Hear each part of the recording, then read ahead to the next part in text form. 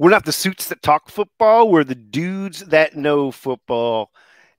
And you've just crossed over into the Trend Zone. Dave here with Casey. We are the football dudes. Are you ready, brother? You got that right, my friend. You just crossed over into the Trend Zone. It's Wednesday, September 13th. Or September. We're coming at you for Los Angeles, California. It is an absolutely beautiful 71 degrees here in Santa Monica, California. And today's episode, Casey, we will talk about a disgruntled chief getting gruntled, the disappointment in Jetland, and its new disappointment, not the regular stuff, and some other tough week 1 injuries, and all of the awesome games coming up in week 2 of the NFL season. But Casey, before we get all that started, do you have a tasty nug for the peoples? Oh, baby, I'm packing. I got a few nugs here. Let's go through them, Dave. The Delicious. Jets, the Lions, the Jags, the Raiders, the Finns, and the Commandos all earned wins after trailing in the fourth quarter. Ooh. We're seeing a theme carry over from last year into this year, dude. And speaking of that, 8 games decided by 8 points or less. And Dave, we talk about it every year, going 2-0. That's where the money is. Since 1990, over 63% of teams that have started 2-0 have advanced to the postseason. In contrast to that, just over 41% of teams that begin 1-1 have reached the playoffs. 2-0, baby. That's where it's at. Yeah, and I sense the parallel universe story maybe in next week's episode with the 0-2 teams starting to panic. Okay, yeah. Folks, Trendzone is the show you are now listening to, and it is available for subscription on Spotify, Apple Podcasts, Google Podcasts, Amazon Music, wherever you get your podcasts. We're there for you. Casey, let's move it along to the top trending stories. And this whole off season was a little trepidation for us as we have been doing more than a little. Yeah, more than a little, as we've been doing the Sunday Ticket on DirecTV with 7 TVs, watching all kinds of action all at once, a head on a swivel. This year, the switch over to YouTube TV, I got to tell you, I was S-ing a brick there. So what did you think? How did they do it? How'd they fare? Hey, it was way better than I thought it was going to be. I was just worried too. And it looked great. And the thing that they did that DirecTV never understood was when it was that 4-game package. Yeah. Just give me the screens. I don't need all the graphics. I don't need a huge thing taking up a third of the screen telling me I'm watching the Sunday Ticket. No shit. I know what I'm watching. I've been watching that. Yeah, and with scores, when there's scores on the TV. There's scores on the TVs. I don't need that. They had so much wasted space. None of that with YouTube TV. I'd like a little more flexibility picking my 4-packs or picking my 3 and 2, but it was brilliant. It looked great. We didn't have any buffering issues. Nope. No digitization of any kind. And I thought there were a lot of options in terms of those varieties of 4-packs and 2-packs and such. We didn't need that much. We did a 2-pack and it worked out great for us at our location. So yeah, man, full thumbs up for YouTube. They just took a step in front of Amazon because that streaming has not been nearly as mistake-free. Everybody thinks they can just jump in and say, hey, we're streaming now, but yeah, definitely bravo for YouTube TV. Well done, sirs. All right, Casey, moving along. The next story here is one that's got us a little bit worked up here. It's the Monday night doubleheader. But this one, Casey, is not a regular doubleheader like we've had in the past, which is pretty cool. This one is staggered start times. Yeah, so dude. Overlap. It's stupid. I hate this. It's like Monday night is supposed to be standalone games, and we're all about more football, but just stack those puppies. Give me one early, give me one late. Don't give me one that's starting in the middle because they'll put the score there, and it's distracting me from these. I want full attention on those. So, I mean, I'm going to have 2 TVs going side by side, and I'm still feeling like the game's cheapened as a result of the overlap. Yeah, it's Monday night, man. Let's highlight this stuff. So NFL usually gets everything right. This is a little miss in my book, but I'll still be watching. Yeah, no question about that. I'm not boycotting. All right, Casey, moving along to some good news for Big Red, not the Kool-Aid man, but another dude. Oh, I thought it was because it was Taco Tuesday or something. No? Oh, no, you're talking about Chris Jones. He finally agreed to terms on a 1-year deal with the Chiefs. They found some extra money to get him sorted out, and that's a good thing. They definitely could have used him last Thursday night. Chiefs dropping that home opener. So we've seen what a disruptive nature this guy has on all the games. They needed to get him in there. Don't know what the long-term copaceticness of this situation will be, but we know that he's going to be there week 2, and that's a good thing for the Chiefs kingdom. No question about that. And there's more good news coming for the Chiefs, Casey. Yeah, hopefully so. Travis Kelce, he's making progress from that knee injury. Andy Reid did not say if Kelce will be available for week 2. I'm hoping he is, because in my other league, that was my first overall pick, and I didn't have him last week. I still got the dub, but the Chiefs missed him, I think, even more than they missed Chris Jones, man. That offense was stale, and Mahomes didn't have a go-to guy when he needed to go to somebody. No doubt about that, dude. No doubt about that. Okay, Casey, moving along. We probably buried the lead here, but there is New York has a jet that is officially grounded. It's Aaron Rodgers. The news is stunning. What a total bummer, dude. We've been following this since the spring. Everybody was getting stoked about this move. Completely. Out of the darkness and into the Jets. Yeah. We watched it on Hard Knocks. He regained, I think, a lot of love from the people, showing his personality. And I know I was completely stoked to see him in this offense on this team. The Jets, with a great defense and a lot of weapons on offense, I was plugging them into the playoffs 4 freaking plays into the game. It was the Achilles. You could see it right away, and I think we've seen enough games to know what was going on there. But just a total bummer, dude. Like, I was stoked to see this, and, you know, it's over before it even began, dude. Yeah, literally like a punch in the gut. And the stadium, the electricity before and then after that moment had occurred, it was just like ridiculous. And it was a phenomenal game as it turned out, and the Jets pulled it out. But that doesn't they won the battle, but they in essence they lost the war here. Yeah, Casey, Aaron Rodgers isn't the only one hopping around on one Achilles. Yeah, dude, bummer for my J.K. Dobbins from the Ravens, battling back from a knee injury. Man, this cat it's just been totally awful for him injury-wise. So much talent, so much ability. He was kicking butt last week before he went down with the Achilles injury.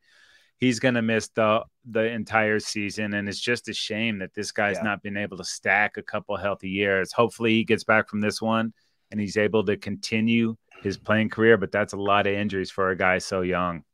No question, Casey. Keeping the theme of injuries going, a couple of hammies and a groin. It's Panthers cornerback J.C. Horn with a bad hammy. He'll probably miss a couple of weeks. Steelers wide receiver Deontay Johnson. We saw that one happen in action there. He's looking to miss a couple of weeks. You know, hammies, I mean, they're a couple of weeks, and that's if you're lucky, right? Yeah. And then Steelers defensive end Cam Hayward with a groin injury, and he's going to have surgery to repair that. So that's going to take, I don't know, 2 months or something. We'll see if he can come back on that this season or not. But that's not a good situation there. No, and keep it in Pennsylvania out there with the Eagles. Nakobe Dean, he's got a foot injury. He's going to miss at least 4 weeks. And he was starting to emerge into a role with those Eagles. So that is a total bummer. And in the Las Vegas Raiders, Jacoby Myers, man, putting together a game. He's in the concussion protocol. We're not sure what his status will be for the weekend. So he's on your fantasy team. You got to check that thing out before you start. Casey. Awesome. Well, Casey, we are heading into the game previews. It is week 2 in the NFL. Week 2.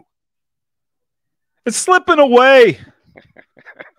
Goes by so fast. It is. It is slipping away right through our fingertips here. I'll tell you what, Casey, there's a lot of good action coming up in week 2, and we'll get things going here with Thursday night football. It is the Minnesota Vikings at the Philadelphia Eagles, and this is going to be looking like a good one. Yeah, Eagles favored by 7.5 at home. A little sloppy last week. We got new coordinators, Sean Desai and OC Brian Johnson. They made their debuts last week, but BJ found out it's a long way to the top if you want to rock and roll. His side gig, rocking with AC/DC. But let's go ahead and start with that Philly D. I mentioned Nakobe Dean. He's got the foot. He was wearing that green dot for the defense out there. So who's going to step up for that? It might be Reed Blankenship. This cat had 12 tackles last week. Jordan Davis, man, this guy was beasting in his debut. 6 tackles, a half sack, a tackle for loss, 6 quarterback pressures, dude. This defense was great. They held New England to 76 yards on 22 carries. New England 1 of 4 on 4th down attempts. They forced Mack to throw 54 freaking times. I don't think the Vikes want that for Cousins. Now, offensively, it wasn't great. They did have the 16 quick points, but it was a pick 6, and then Zeke fumbled on the 25. Note the Eagles didn't have the big play. It was missing. Their longest run, 16 yards. Their longest pass, 23 yards. Maybe it was just opening week is why we saw a bunch of offenses struggling, but only a short week, Thursday night. They got to get it right for the Vikings. We shall see. Yeah, and the Vikings got to get it right themselves after coming off of a loss in week 1. Cousins had a great start to the season, 75%, 344 yards, 2 touchdowns, and a pick versus the Bucs, but good. In a loss, right? That's so bad. Came up short. Vikings struggled to run the ball with Madison. Obviously, they moved on from Cook in the offseason and handed it off to Madison. Well, he only gained 34 yards. That's just over 3 yards a clip, too. Not very good. It's only 1 game, but they are second to last in rushing, and the Eagles, well, we already mentioned their defensive front.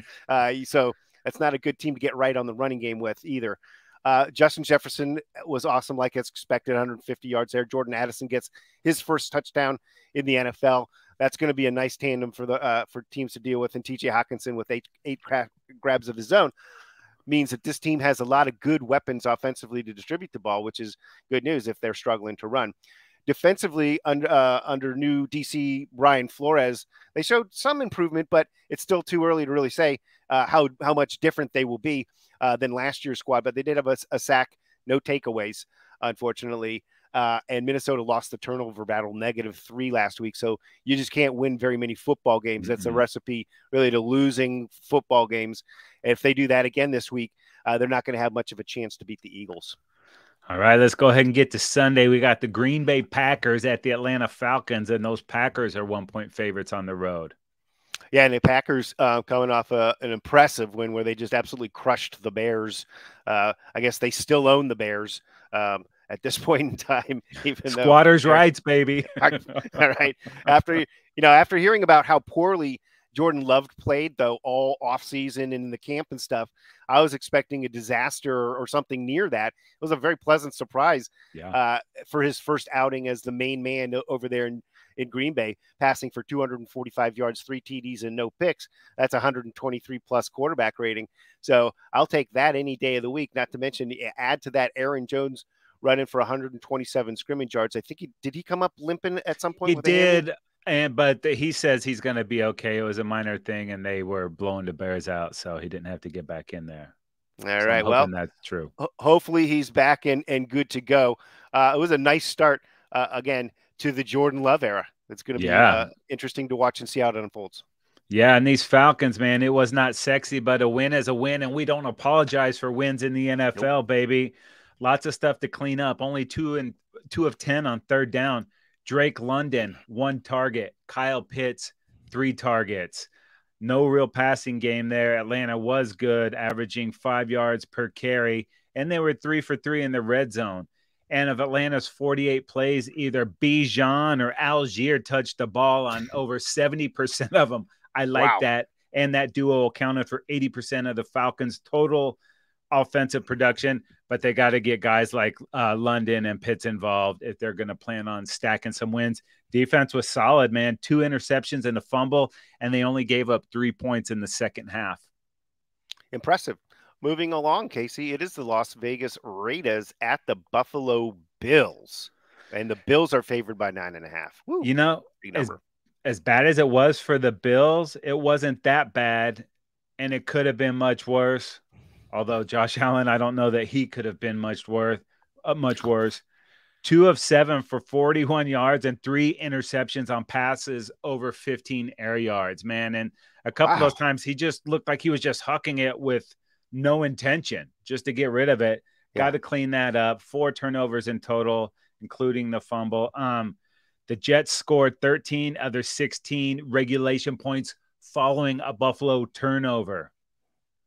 Don't turn the ball over. Yeah. And Josh Allen's starting to get that rep of being a turnover machine, dude. Yeah. 9-13 when Allen turns the ball over 2 or more times.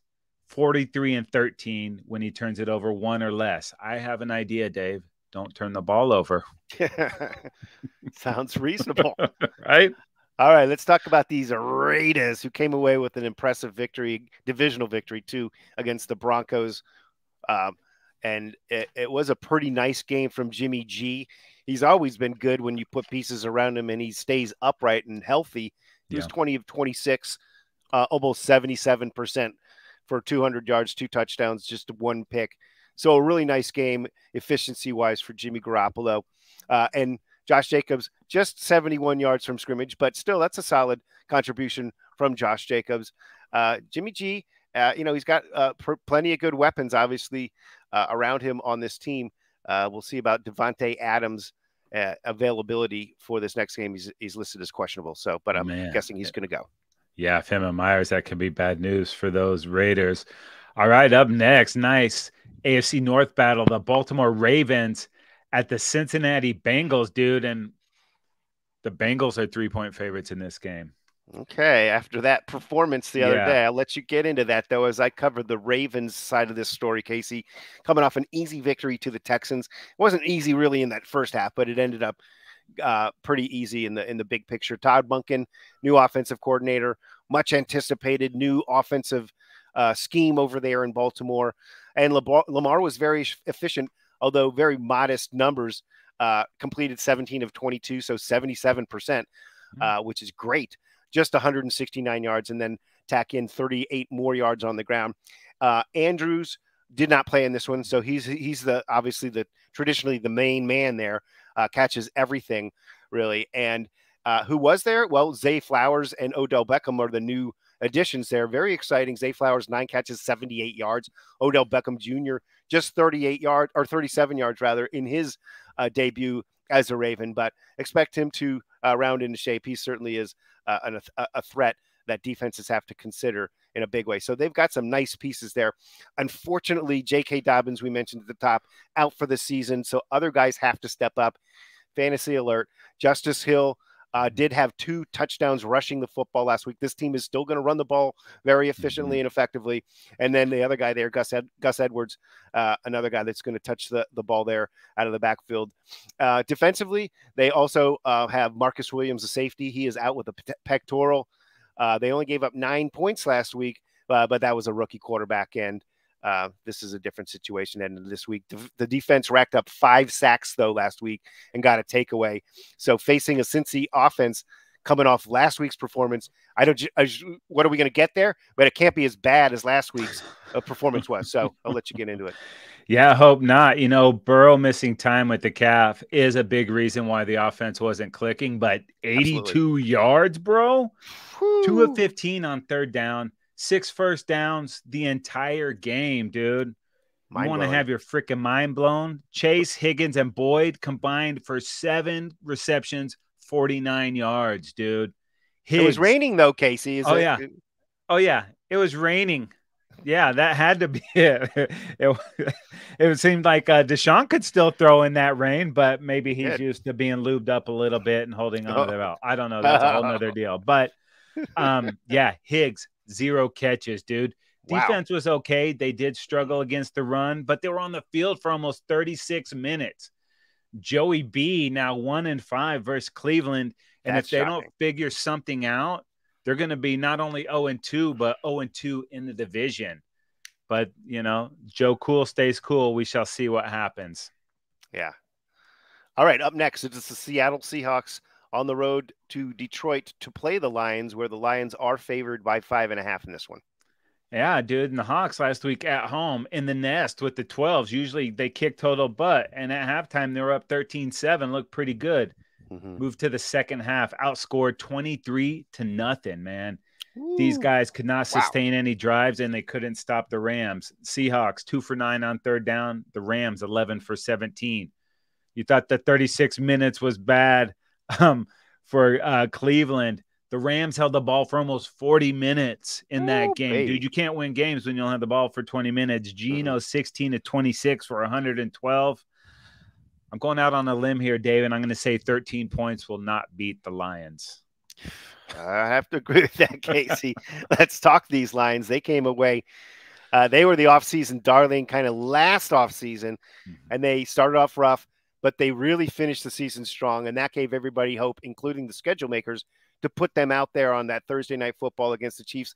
Even though we all thought they would lose that football game, we thought it would be a good game to watch, right? Of course, it would be an entertaining football game and a close game, but sure enough, they were able to hold off the Chiefs and get things going and get the W there. Very impressive. Now, high expectations going into that game, and those high expectations have now elevated, I think, a little bit. Goff was pretty successful, 253 yards and a touchdown, no pick in week 1. So a nice outing for Goff. Jahmyr Gibbs flashed the excitement that made him the 12th overall pick. Yeah. He had 60 scrimmage yards. So it was really a look at this Lions team, and just I think the excitement is absolutely just building right now. Oh, yeah. And it's warranted, dude. It's such a fun squad.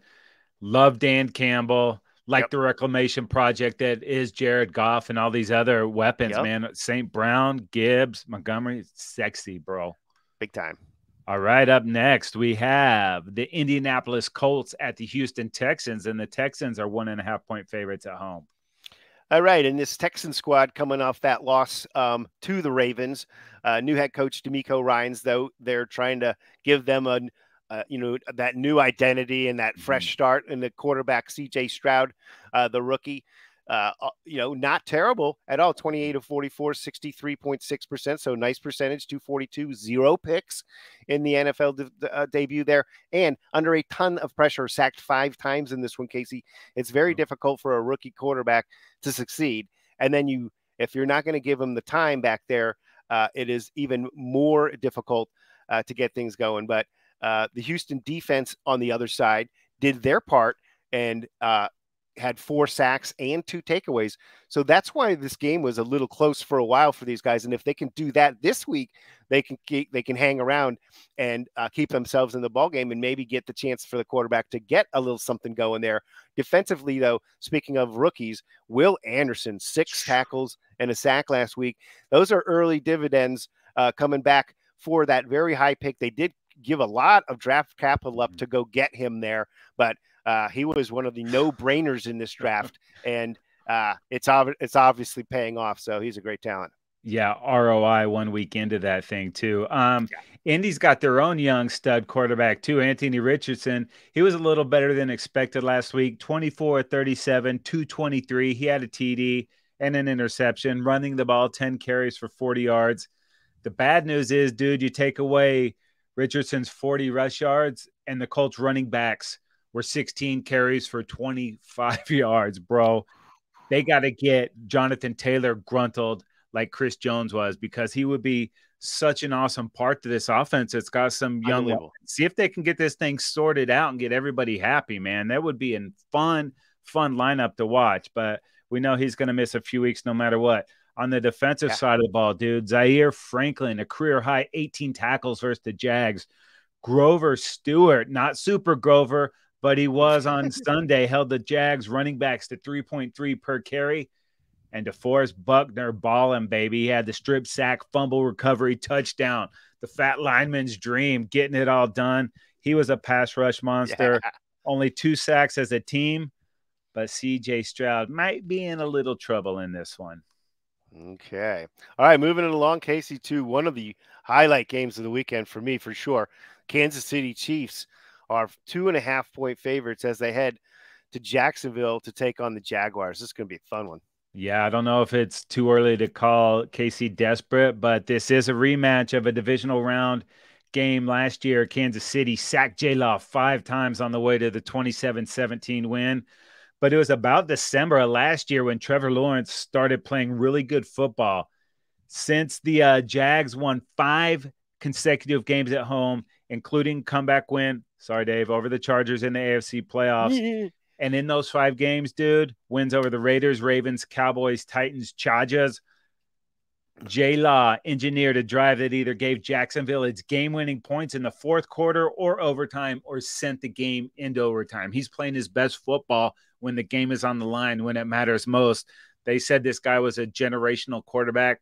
I'm not ready to go there yet, but we're starting to see the things that make him special, and it's pretty damn fun to watch. Last week, 4 different receivers with at least 5 receptions, including the return of Agent Zero, Calvin Ridley. He had 8 for 101 and a touchdown. And fantasy free agent Zay Jones, he's still out there in most leagues. He had 5 for 55 and a touchdown.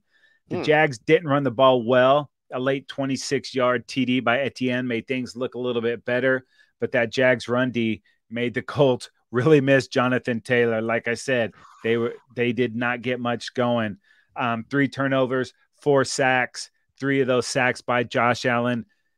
Defense doing it, offense doing it. Jags are brewing something strong down there in Jayville, baby. Yeah, this is a legitimate Jaguar squad, and this is going to be a legitimate challenge for them, as this Kansas City Chief team doesn't usually lose 2 games in a row, and certainly to start the season. But coming off that 1-point loss to Detroit, a game that, of course, had no Travis Kelce, and his absence was definitely felt by Mahomes, who leans on Kelce so much when the play breaks down to make that big play. So a no play or an incomplete turns into a huge play instead. And with the lesser proven wide receivers, they were more mistake prone in those circumstances, as in the deflection off of Kadarius Toney's hands that turned into a pick 6, ultimately costing the Chiefs the football game. Mahomes, a pedestrian start with a 77.5 passer rating, just 2 touchdowns and a pick there. That pick, that was, of course, the deadly one there. Although he did have 45 rushing yards, so he moved the chains using his legs accordingly. But unfortunately, that was half of the team's rushing output right there. Oh, that's no good. So, yeah, they were unable to get a lot going on the ground there. Kelce expected to return this week. That is great news.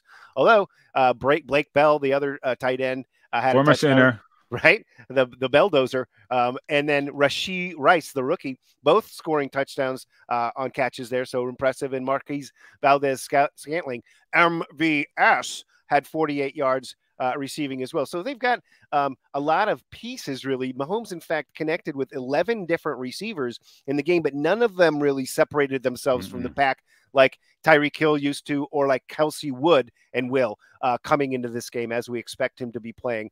Isaiah Pacheco, the 7th round phenom from last year, he led the team with 54 scrimmage yards, but only, like I said, 23 rushing yards for Pacheco. They also have McKinnon, but he's more of a receiving weapon there. So they've got to get that ground game going. Now, we talked about them getting Chris Jones back in that one, and that is going to be an enormous boost for this defense. They were unable to attack like they normally do when they're leading and they're going after the quarterback. The defense only had 1 sack last week. They did get 1 fumble recovery, but they're like an attack defense, you know? Yeah. So it'll be interesting to see, again, Casey, on another side note, which kind of has got me going and really worked up over here. How will the officials enforce the rules now that it was pointed out that offensive lineman Juwan Taylor lined up in the backfield basically on every freaking play and got a fucking head start, excuse my language, head start on every play, literally 2 penalties per play on every offensive play.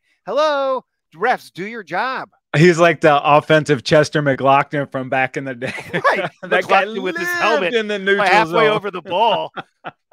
You're like, how can he not be offsides? Tell me how you really feel, Dave. All right. Okay, Up sorry, next. a little worked up there. Moving along. Jeez. We got the Chicago Bears at the Tampa Bay Bucks, and the Bucks are 3-point favorites at home. Talk about these Bears, Dave. How about those Bears? The Bears. Okay, they lost to the Packers, and it was close initially, but it didn't end up close in the long run. They got clobbered. Justin Fields totaled 275 yards. 59 of them were rushing, so he still got his legs, and that's obviously going to be an enormous part of his weapons. But we thought maybe there would be more to the passing game. and he did have one touchdown and one pick, but DJ Moore seemed to be not an impact for this team, at least initially here. And he was a big piece of that trade in the offseason and all those draft picks that they acquired. He was one of those pieces that was so valued by them. Darnell Mooney did have 4 catches for 53 yards and the touchdown reception that they got. And Cole Kmet, of course, is another contributor there, but they could not get the run game going. And, they cannot afford to be a team that can't run and has to pass. That's not going to work. So they better go back to the drawing board this week and see what they can conjure up. See if there's any baby Ditkas out there to come and help. Yeah, dude. And how about these Bucks, baby? Shake and bake. Baker Mayfield gets a road win in his first start for the Bucks, and I thought he played great, man, especially late in this thing. The Bucks' last 2 drives, 10 plays, 38 yards, 446. That set the go-ahead field goal up. And then their ensuing drive, 10 plays, 39 yards, eating up the final 3 minutes and 52 seconds to end the game. Impressive. How do you win a game? You don't give it back to the other team and let them score, man. It was really good. Didn't give the ball back. 0 turnovers. Devon White and Levante David, they combined for 20 tackles. Part of that defense that created 3 turnovers on the day. They were pressuring Cousins. They were shutting down that run. It'll be interesting to see if that translates to a more mobile quarterback. But if they leave it up to Justin Fields to throw, the Bucks could be looking at 2-0, dude. All right. Up next, it is the Los Angeles Chargers at the Tennessee Titans. The Chargers on the road are favored by 3 in this one. Yeah, dude, Tannehill was not good last week. A passer rating of 28.8. The Titans just 2 of 12 on third down. That's 16%. And Tannehill 16 of 34 with 3 interceptions, dude. To find some good in here, Nick Falconet, baby, 5 of 5 on field goals. But they were from 27, 29, 31. That means they're getting down there and not able to finish. That's bad news. That's why you bring in DeAndre Hopkins, man. You want to get some scores in the end zone. 2 long field goals, but those are the ones that concern me, the shorties. 0 for 3 in the red zone. They got to get the king going, dude. He was not a major part of this game, and it was weird because it was like against the Saints, it was a slugfest, man.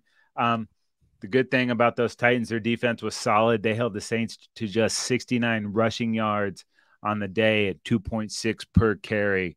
So the good thing is for the Chargers, Tyreek Hill ain't coming out of that locker room for these Titans, baby. Thank God. Yeah, let's get it started with Brandon Staley, who some people put him on the hot seat. I'm not one of those, but after last week's performance, the Chargers secondary was absolutely eviscerated by Tua and Tyreek Hill to the tune of 500 plus yards. It was absolutely mind blowing. The good news is they were better against the run. But that's because the Dolphins didn't really feel like running. And they don't have Derrick Henry. That's right. They don't have Derrick Henry. The Chargers actually do have arguably one of the, statistically one game into it, the best running game defense in the league, but the worst pass defense in the league. On the other side of the ball there with the new coordinator, Kellen Moore, coming over, there was a lot of hope and excitement about that. The passing game didn't really click like it normally is. When you look at the Herbert's statistics, they're not terrible, but they didn't have a good rhythm in the passing game. And he was under a little bit more pressure than I thought he would be, considering the offensive line the Chargers have put together. The good news is that the Chargers ran for more than 200 yards, which I believe is at least 10 years, probably closer to 15 years since the Chargers have run for the number of yards, which I believe is somewhere around 225 or something like that. Wow. Both Eckler and the running back, Kelly, thank you, had phenomenal performances, both averaging around 5 yards a carry. So those were the good news there. And the Chargers had a chance to win that football game right at the end. They just were unable to drive and get the W. This has got to be an opportunity for the Chargers to continue to develop that run game and to make it something that we can really hang our hat on. And like you said, you don't give the ball back at the end by being a good run team. You run it out and you win the football game. Last year, these two teams played. It was very close. The Chargers needed a very amazing catch by Mike Williams to set up a game-winning field goal there. It was less than a minute drive. That was about 70 yards or 60 yards or something like that. So phenomenal finish last year. Hopefully it will be a little less nerve-wracking this year, and the Chargers can find a way into the W column. All right, Dave, let's go ahead and move into the late games. And if you like football, this might not be the game for you. We got the New York Giants at the Arizona Cardinals, and the Giants are 4.5-point favorites. And if they score 4.5, that'll be their first points of the season. Ooh, baby. All right. This Cardinals squad coming off of a loss, and I think most people are accusing the Cardinals of tanking, et cetera, et cetera. I don't know if there's any evidence for Caleb. Of that. Right, there you go. I don't know if there's any evidence in this particular performance, because it looked like they were in this football game and punch for punch here against the Commanders, but they came up short there. Offensively, just 16 points. Josh Dobbs, 21 of 30, so 70%, pretty nice, but only 132 yards. Defensively, though, the Cardinals 6 sacks and 3 takeaways. So there's where they were really cashing in, including a fumble that was returned for a touchdown. So that's what kept them kind of in contention for as long as they were against the Commanders team. But I think, as expected, they were unable to hold on and get that W. So it's going to be a tough situation facing this Giants squad that was thoroughly embarrassed by your Cowboys on Sunday Night Football last week. You can't get that taste out of your mouth until you get to that next game and start playing some more football. Yeah, and overall, week one's kind of a fakey week, especially with a lot of these teams not playing in the preseason. You don't really know what these guys are going to be, and then you get a couple games and kind of sort it out. But the Giants started out strong, dude. That first drive, they rushed 9 times and only 19 the rest of the game. They got away from the run way too early. And even when it was 16-0, you still have time to run the ball. You're still in the first quarter, man. They gave up on it way too early. And I'm not sure it would have mattered. It would have mattered to Daniel Jones, that's for certain. But I don't know if the Giants win. But, dude, these guys get too cute and they bail. Saquon is where your money is made on that team. But the Giants were overwhelmed in almost every facet. That's the type of game you just burn the tape and move on. Do not panic yet, unless we see more of what we saw from those G-men on Sunday night. So still plenty of time here. I thought I would go with whoever's playing the Cardinals for my knockout game. I'm not sure I can do that this week because I haven't seen it from the Giants yet that I have any faith in them. So they were a playoff team last year, won a lot of games. We questioned how they did it last year. And so far this week, this year doesn't look like they're going to win a bunch of games, but it's 1 week. It's 1 week. All right. Up next, the San Francisco 49ers are favored by 7 on the road to play the Los Angeles Rams, a divisional matchup. Yeah, and I would be shocked to see these Rams win this game because it was the biggest shock of the week for me last week, them dominating in Seattle. Puka Nacua, baby, and Tutu Atwell, both over 100 yards receiving, but only 92 yards on 40 rushes for those Rams. But somehow, dude, they held the ball for almost 40 minutes. Unbelievable. And they outscored the Seahawks 23-0 in the second half. And it's a big but, Dave, but not counting the NFC Championship, these Rams have lost 8 in a row to the 49ers, dude. Woo. Nine. Chalk them up for another one, huh? All right. Well, the Niners coming up a big game where they beat up on the Steelers, and some people were picking the Steelers in that game. That's how, So you weren't alone. Believe me. The Niners came out there and reminded us how good of a football team they actually are when they have a functional quarterback whose arm is properly, working there. Brock Purdy, a nice day, 220 yards, 2 touchdowns, no picks. So a very efficient, modest day. Christian McCaffrey, though, does what he does with 169 scrimmage yards. Brandon Ayuk has taken, I thought he was there last year towards the end of the season, but he's taken that next step as a premier receiver with 8 grabs, 129 yards, and 2 touchdowns. In this one, he was the moneymaker there. As the kiddies say, he is him. Yeah, that's right. Do they say that really? That sounds a little okay. Defensively, 5 sacks, 2 takeaways. They are arguably the best defense in the league, but certainly among the best defenses. Whoa. Yeah, and this will be, we'll see, one of them. This will be another opportunity for them. That Rams offense is certainly the line is loaded with some younger players, so we'll see how that fares. All right, Dave, up next. It doesn't have the shine that it did, but it's still going to be a huge game. The New York Jets at my Dallas Cowboys, and the Cowboys are favored by 3 at Jerry World. Yeah, we had talked about this, but Casey, the football gods were not kind to the Jets. All the preseason hype, hard knocks treatment, a new and rejuvenated Aaron Rodgers, and just 4 plays into his Jets debut, season is over with the torn Achilles. Awesome. Unbelievably devastating. Next man up is Zach Wilson, who was abruptly removed from his expected 2-year internship under Rodgers, which was designed to reinvent his career after being completely derailed. Now it's go time for Wilson, and the real pressure is on him now because this is a playoff caliber team around him, and he has got to show that he just can carry his weight, basically.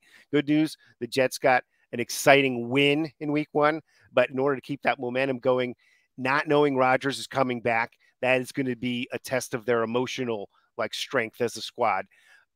Exciting finish with Xavier Gibson, the rookie, that 65-yard punt return. That is just the 3rd overtime punt return in NFL history. Wanted to get that in there because that shocked me. First of all, I was like, wow, that's an amazingly rare feat right there. Zach Wilson was decent, 14 of 21, 140 yards and a touchdown, but that pick was awful, right? And Garrett Wilson, certainly looking like the offensive rookie of the year from last year. They need more out of him, and Lazard. Breece Hall, wow, very explosive runs from Breece Hall, and 147 scrimmage yards, including that 83-yarder. Dalvin Cook up there with 59 scrimmage yards too. And let's talk about this Jets defense real fast. They are legit, dude. Quinnen Williams and company. Quinnen Williams, 5 tackles, a tackle for loss, and a forced fumble. And the defense collects 5 sacks and 4 takeaways in this game. Are you kidding me? They're going to be need to be that dominant this week again, though. The old saying, run it and play defense. I think that's what they really need to hang their hat on, that mantra. Yeah, we'll see what the Jets have left in the tank after losing Rodgers and having such an emotional overtime victory going the length. Yeah. Now a short week for Monday night, but the Cowboys better not think that their shit doesn't smell and they can walk over these Jets, because they will be sorely mistaken, man. That is a good football team. And I also think the tutelage that Wilson got with these months with Rodgers is going to have a lasting effect. So I think Zach Wilson is a different player than he was, but I'm here to talk about the Cowboys. Couldn't have gone much better than it did last week. You blink and it's 16-0. The defense absolutely overwhelmed Dimebag Danny and those Giants, dude. 171 yards, no points given up, 7 sacks, 3 turnovers, a blocked field goal for a touchdown, and a pick 6. So we haven't really got to see what this Texas Coast offense is going to be. And also it was raining down so bad in Meadowlands, or whatever it's called, MetLife. That won't be the case in Dallas. So we'll finally get to see a taste of this new look Dallas offense. A lot of the West Coast features there. Tony Pollard, didn't know how he was going to respond after the broken leg. He looked sweet. He looked fast, 70 yards and 2 touchdowns last week. Very limited. Shoddy said they didn't have to show a bunch because the game was out of hand right off the bat. See if Dallas is going to be able to run on these Jets. And if they can't run, can they protect Dak? Tyler Smith might be back in this thing. I thought overall the offensive line was pretty good. Might not have Brandon Cooks already. He's a little banged up. If he's not in, it's a great opportunity for Jalen Tolbert to step up. And we finally got to see Kevontae Turpin more involved in the offense. I was clamoring for it all last year. Let's see more out of this guy. He had a whole offseason with the team, and that really worked out. He had the rushing touchdown last year. We didn't get to see much of Deuce. He came in late in that game when all the second stringers were in there and they weren't blocking all that well, and got to see a little bit of Rico Dowdle. Want more of that. So this is a great test for this offense. We don't have much to go off of last week, so I'll see what they can do against the Jets. And it's going to be awesome to see Micah Parsons, man. This guy, he was unstoppable last week. Let's see what happens this week with a shaky Jets offensive line. Ooh. All right, folks, moving on to the Washington Commanders at the Denver Broncos. Broncos are at home and favored by 3.5. Yeah, Washington overcame 3 turnovers, 6 sacks, and 8 penalties and scored 10 fourth quarter points to steal that win from the Cards. Defense absolutely legit last week. Held the Cards to 414 on third down and 210 total yards and only 3 second half points. They need more cohesion on offense. They need Howell to take care of the ball. Need to lean on Brian Robinson, see if we can get a little scary Terry going. But that Washington defense was outstanding last week. See if they can translate it on the road. Yeah, let's hope so. But how about this Broncos squad? It's supposed to be, reinvented with Sean Payton at the helm there, but they come up short and they lose to the Raiders. Russell Wilson was pretty good, almost 80% passing, but just 177 yards. So not really a lot going downfield there. 2 touchdowns, 0 picks. So a good game there. Javonte Williams, 52 rushing yards. Samaje Perine, 78 from scrimmage. My Facebook friend, Samaje P. Ryan, Dave. Right, my mistake. I apologize for not crediting you with that. Jerry Jeudy looking to come back this week. Not sure what the status of Jeudy is. He's their most exposed. He's in disguise. Yeah, okay. And then Cortland Sutton, he had a touchdown. Not to mention, of course, the guy named Lil Jordan Humphrey, Casey. He had a TD catch last. My dude. Got that in there. So Lil Jordan with a touchdown catch. So they're going to need more contributions from those guys. And it seems like they should have won this game, but they did not. They did not. All right, Dave. Sunday night, Miami Dolphins at the New England Patriots. The Dolphins, 2.5-point favorites on the road. Talk about these Pats. Yeah, Pats came up short last week versus the Eagles, but they did play them close. The running back attack of Stevenson, he had 89 scrimmage yards, and Zeke 43 scrimmage yards. But that wasn't really effective enough. Really, it didn't seem like they got the ground game going there. A lot of those scrimmage yards were receptions, and the evidence is here with Mac Jones throwing the ball 54 times. Okay, he did hit 35 out of 54 for almost 65%, but 316 yards, 3 touchdowns, and an interception. So a pretty nice performance, but Jones passing 54 times, ... I don't like the ending of that story very often, right? So No. I don't think that's a recipe that they want to try and repeat. They got to get the ground game going. Kendrick Bourne was really nice with 6 catches, 64 yards, and 2 scores. Can't discredit him there. Devontae Parker, I think they're thinking he's going to come back, former Dolphin, as well as Mike Gesicki, another former Dolphin. So there's a little, old Dolphins in here. Incest is best, I guess, in the East. But Juju Smith-Schuster and Hunter Henry, plenty of weapons. Hunter Henry had a score last week.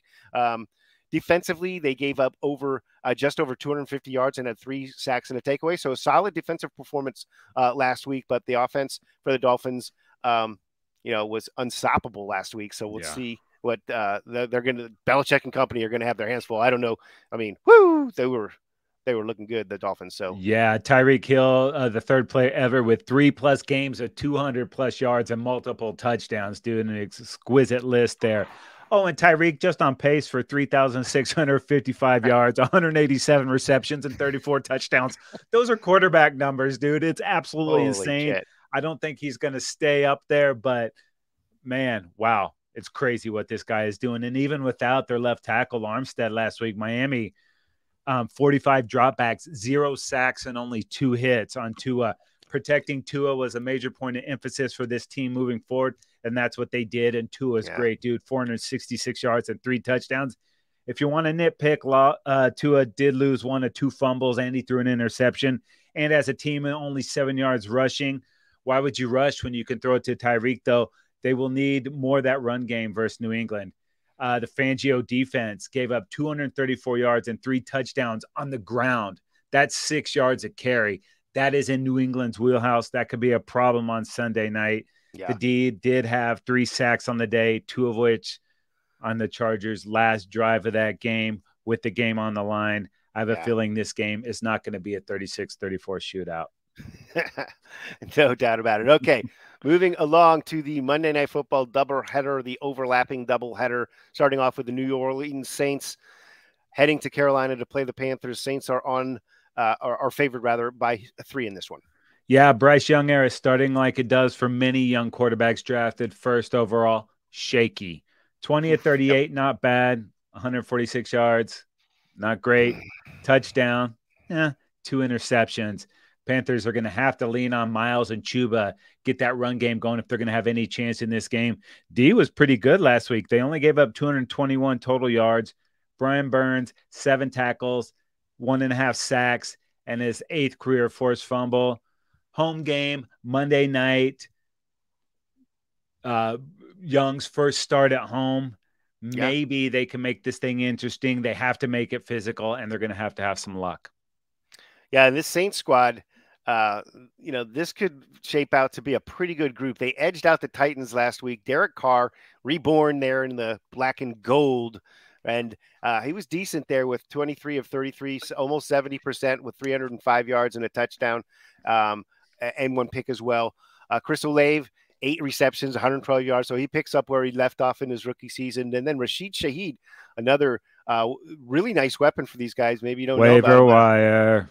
Yeah, waiver wire, exactly. 100 scrimmage yards for Shaheed. So a really nice performance by the entire Saints kind of new look offense there under Derek Carr. Defensively, 3 sacks and 3 takeaways. So if they can kind of produce those numbers defensively against the Carolina Panthers, I think they're in pretty good shape this weekend. All right, up next, the Cleveland Browns are at the Pittsburgh Steelers. The Browns are on the road and favored by 1.5 against the Steelers. Ugh. Yeah, dude, Pittsburgh got beat down by a really good San Francisco team last week. Kenny Pickett brutalized all day, 2 interceptions, 5 sacks, and now he doesn't have Deontay Johnson. He's got that tweaked hammy. He's gone for at least a couple weeks. Allen Robinson led this team in targets. He's probably on the waiver wire too if you got a chance to go out there and get someone. But my guy, Patrick John Henry Aloysius Freiermuth, he needs more than 1 reception, and the Steelers need more than 10 carries. 10 carries, 40 yards for a Pittsburgh Steelers team? That's sacrilege, bro. Prime time in Pittsburgh. Do not count these Steelers out. Watch them bounce back in a big way. It's divisional, and it's personal. Yeah, it's divisional. And the Browns here having coming away with a win in week 1, having destroyed the Bengals. I mean, with arguably the most impressive domination of the entire weekend. Deshaun Watson playing a little bit better than the rusty version that we saw at the end of last year. 199 total yards, including 45 rushing yards, 2 TDs, including 1 run TD as well. So looked like he was doing what he needed to do to get this Browns team moving in that absolute downpour, deluge over there. Nick Chubb was just chubbing it up like he does for 127 scrimmage yards. And on the other side, Myles Garrett, a sack last week, and he is an absolute beast. It seems like he's unstoppable. Eventually, he's going to get his sack every game. And the Browns defense absolutely dominated Joe Burrow. So we'll see what they can do against the Pittsburgh Steelers and their young quarterback. It's going to be sweet, baby. Week 2's action is good. It's woolly. It's wild. It is awesome. And that is going to do it, folks. So many ways you can check out the Football Dudes. The Trendzone is now available for subscription on Spotify, Apple Podcasts, Google Podcasts, Amazon Music, wherever you get your podcasts. Yeah, subscribe to the Football Dudes YouTube channel. Like us on Instagram and Facebook, and follow us on Twitter at Football Dudes LA, and make sure you tag us across all social media platforms. All right. That's also head on over to footballdudes.com. It's all there for you. That is going to do it for this episode of the Trend Zone. We're not the suits that talk football. We're the dudes that know football. For Casey, I'm Dave, and we are out of here.